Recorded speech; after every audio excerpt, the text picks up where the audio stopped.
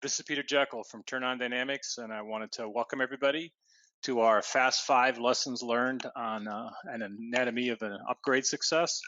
So today, your hosts are myself, Peter Joeckel, and Ajaz. We were both involved in this last project from a standpoint of hands-on, almost on a daily basis for myself, working with the project management team, the executive team, giving them weekly updates on the project, participating on a daily basis on the project. And AJAS ran all of the technical, business-related day-to-day team and basically acted as the architect for the project. So we picked this project and talk about the success because it's a very unique project with unique challenges, and it highlighted a lot of some of the reasons why these projects are so challenging. We like to start off with what we call our SUREFIRE tip for folks that only have enough time to stay for one slide on a webinar. And my tip on this is that this is going to be completely unlike any upgrade process you have ever undergone. And be ready for what I consider to be an R&D project. Do your homework carefully and don't underestimate the cost and complexity of these projects. What is very interesting to me is that I used to think of these projects as R&D projects because of the amount of cost and effort based on the work that partners and customers had to put in these projects because of things that were not clearly understood. And then, interestingly enough, with my last, one of our last podcasts that we did with actual architects from Microsoft, they actually refer to some of this process as an R&D project. So this is going to be unique. Do your homework very carefully and do not underestimate cost and complexity. So the first thing we're going to get into more details on these numbers here, but remember the size of these as we get into the tips quickly. We had 420 total modified objects, 210 relevant objects, and 210 minimum objects. And remember those numbers because we're going to come back to them. The other critical numbers is that for this project, the user numbers were less. This was a company where the total number of users actually fell into less than 150. Because what we did was when we went through the upgrade project, we opened up a 20 user minimum license so that we could keep down the cost of the monthly cost of the per user cost while we're doing the upgrade. The total number of companies that were upgraded during this project were 20 in 15 different countries, and we made 10 major change requests. So a change request is anything that would fall out of the initial scope of the project, that was carefully coded and submitted to the customer. And there were 10 major change requests or CRs on this project. And we define a major change request anything that is going to be larger, than 100 hours of additional project time and effort. And of course, this doesn't, take into account any of the daily, hey, we need to add this, that, and the other thing, the small kinds of change requests that kind of are typical on a project of this size and scope. One go live date. The management team on this project had a very specific go live date that the management team was driven to meet. And we, as opposed to lots of other projects within this, this kind of ERP implementation upgrade processes where, your go live dates get pushed out because of additional work and, different types of things. We had one go live date that we met very specifically. And that last number there was the 1,000 to 1, where the odds that were calculated by the customer project manager to their executive internal board a week out from the go live. They estimated that the odds of being able to pull off this go live was 1,000 to 1. That was an interesting perspective, and it came about by the fact that this was their first attempt at a project of this size, and they only had experiences of other projects of the type, of relevant types of size and scope, and so that was the estimate they had, and we thought that was a great comment. All right, our first lesson in regards to things that we learned. These projects are all about your objects, okay? And let's talk about objects. For folks that are not highly technical, objects are pieces of code that are sitting there in your current Dynamics AX implementation, and they typically fall into 5 or 6 different types of categories. They're forms, they're reports, they're classes, custom objects, custom integrations, and custom functionality. So if you think about all of these different objects that are sitting inside of your current AX project, every one of those objects has to be addressed and converted from your AX, from your AX project to your D365. And so if you remember the numbers, that first number screen, we were dealing with 420. Now, objects come in very importantly on these upgrade projects from 2 standpoints. Number one, the actual cost in time and money to upgrade various objects, and how objects are quoted, and how those quotes and how those object quotes affect the actual accuracy of the quote that you receive. What is critical to understand is that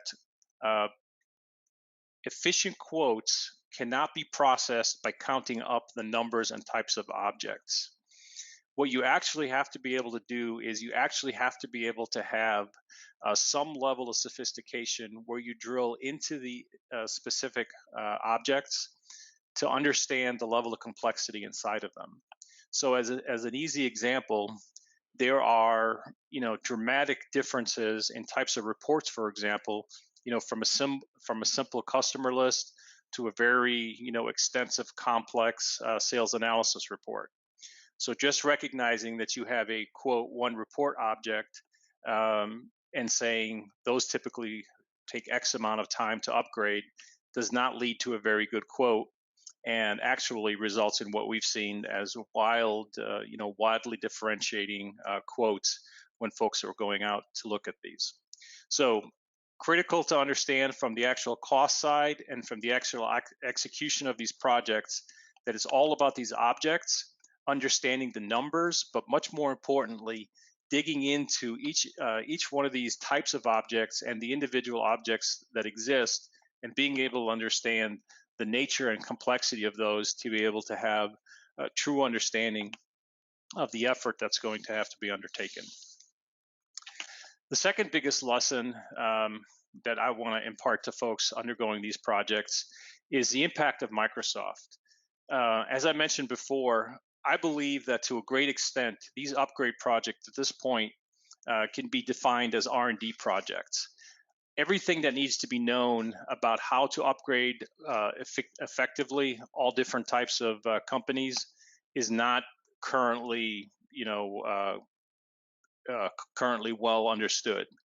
And so a lot of time and effort is spent from the partners and in turn, the customers, helping Microsoft work through how these upgrades work, and how they're executed. There are 2 critical issues in working with Microsoft on these projects. Number one, the availability of correct information. If you fall into those, Microsoft will work with you in 2 different ways when you're doing these upgrade projects. Above 150 users, you're given a technical architect that works with you, that is assigned to your specific project. And below 150 users, basically what happens is that you turn to a library of information that you can access. Very, very difficult row to hoe if you don't have timely access to technical resources from Microsoft, because we have found there are many instances when even when we access those resources, the time to turn around answers to questions can be problematic and sometimes not very satisfying. One of the other items that we found is that for a customer underneath 150 users, if they wish to get this priority type of support, that typically is only given to a customer with 150 users or more is you have to buy these service contracts. And this customer elected to purchase that contract, and it was an $80,000 a year investment. So that direct Microsoft, expertise can be expensive, and even when you have it, it can be slow, and the answers are not always forthcoming correctly instantly. The other thing is there are critical tasks that we've all become that we're all very used to in the AX world, and things that we take for granted. So things like taking backup of our data, creating a new environment, all of the things that made AX great. The ability to work with it very efficiently, be able to have your partner or your own internal IT team, work with environments, work with backups, work with data, work with connections, interfaces, etc. The ability to easily work with all of that stuff is a completely dramatic different shift once we get into this online world. Into the cloud world here, and you're literally in a situation where tasks that you're typically have done for yourselves, you have to schedule it with Microsoft, and Microsoft gives you very specific, estimated times that these things take.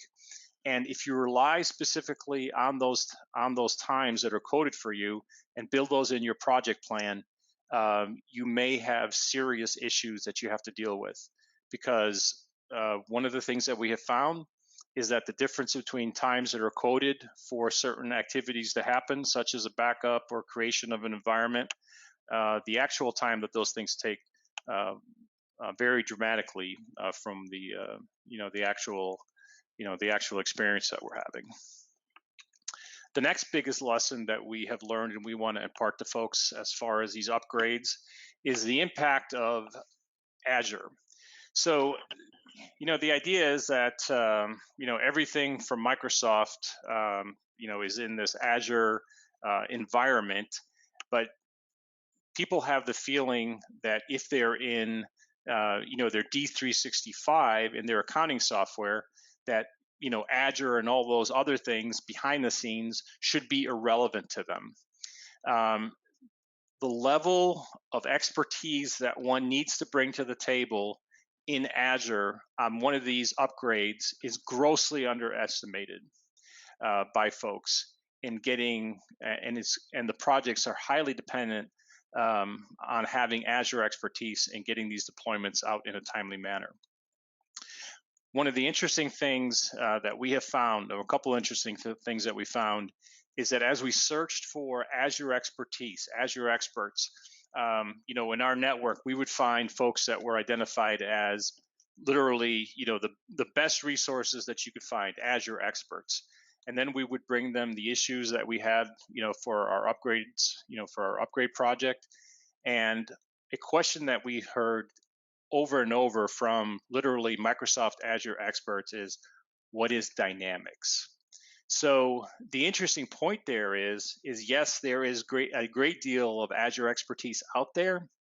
What is not so easy to find is Azure expertise that understands how Azure impacts or works with or interfaces with, the Microsoft Dynamics 365 F&O product line.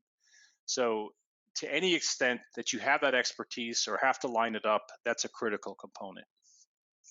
One of the things that I would add to this piece of information here is that when you kick off one of these projects, it's managed in Microsoft by LCS, their lifecycle services.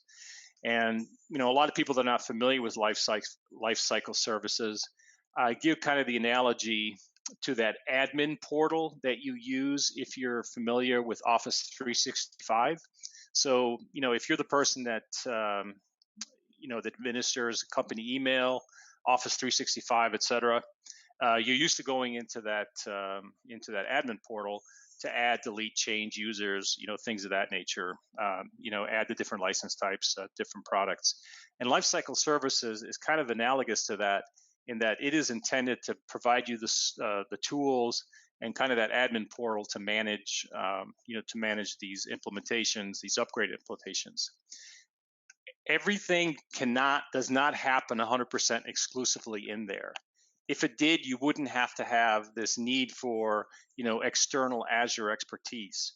So do not be confused if you are told that everything you need to do can happen easily within Lifecycle Services. And Lifecycle Services is a tool that in itself is fairly challenging to use for these projects. So having somebody that has gone through an upgrade project using LCS and understands the mechanism of how that interface works and what is real and where there are shortcuts, right? It's really, really critical to keeping a project on scope and on time. Lesson number 4, I've termed as access. I think what's going to become a shock to veteran AX users is the openness of the D365 environment in contrast to what we're all used to as AX.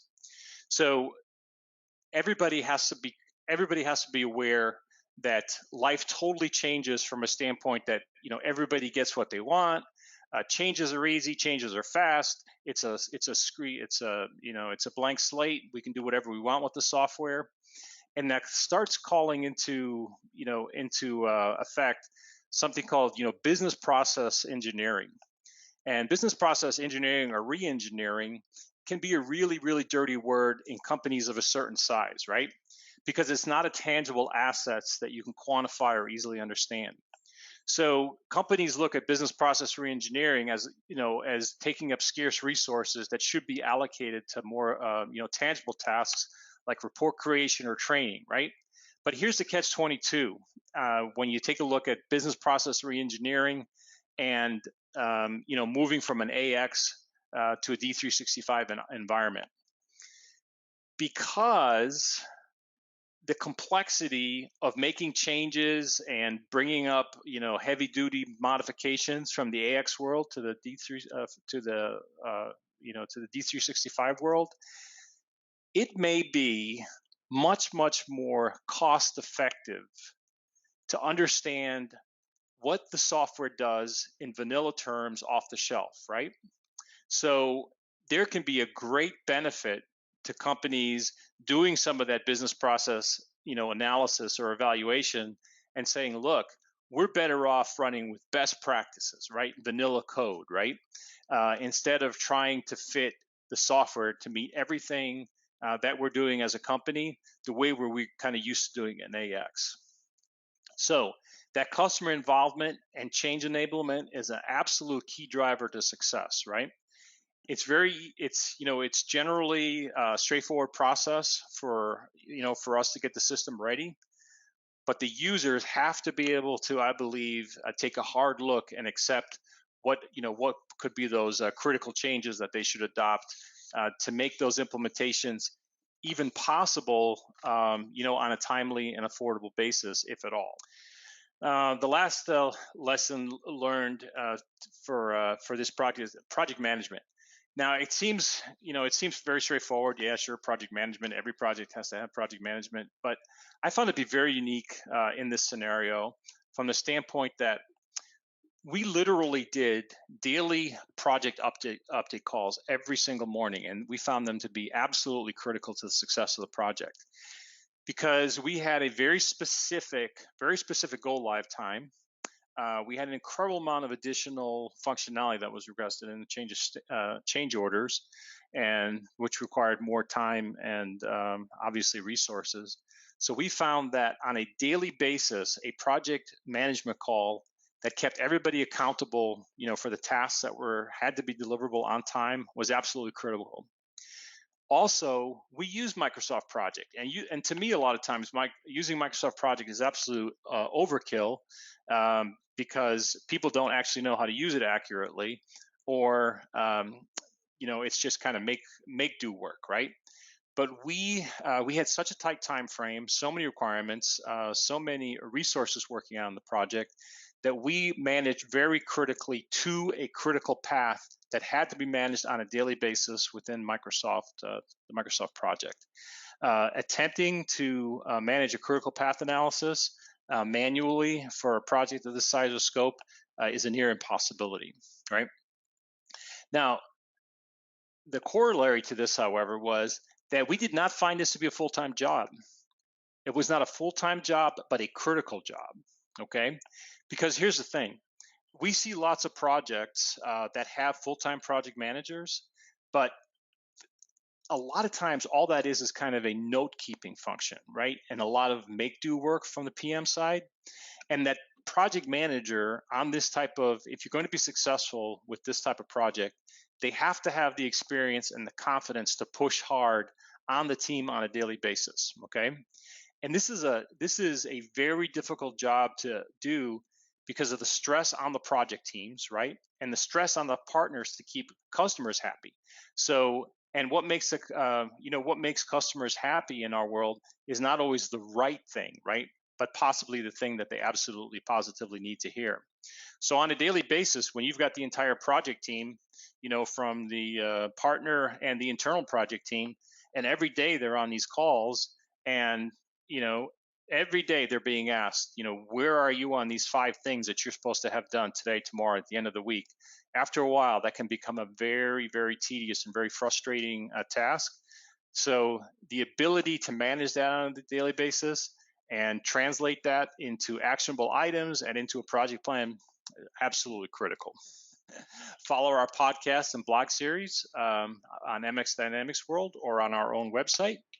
And if you have any specific questions regarding your project, ongoing or contemplated, shoot me a note, pjoeckel@TurnOnDynamics.com, and be happy to answer any of those questions or concerns you may have. Thanks for tuning in, and have a great day.